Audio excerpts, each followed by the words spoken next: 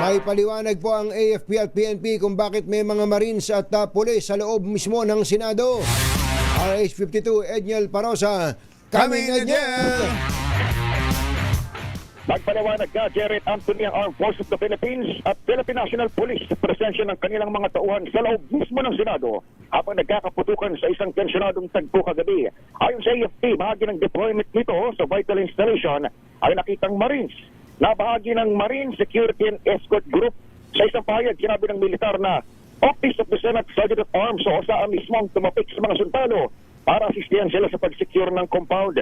Kasama rito, yung mga Marines na nakita mismo sa loob ng gusali ng Senado at may hawak ng mga long firearm. Kaya din sa bahagi ng Philippine National Police, nilinaw nitong parte ng Established Security Contingent, ang PSPG o yung Police Security and Protection Group.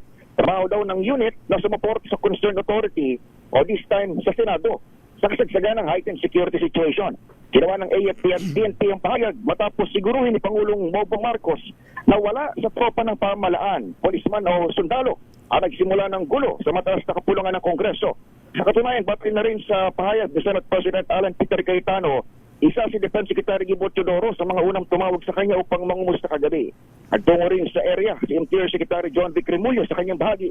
Kasabay ng anunsyo ng PNP na nakataas o itinaas na nga ang full alert status nationwide sa buong bansa habang inimbestigahan ang pangyayari. Sa ngayon ay humigit kumulang 1,500 personnel pa rin ang nakatutok sa Senate premises habang patuloy ang pagisiyasat ng otoridad sa tunay na nangyari sa o pagkatapos ng naganap na barilan.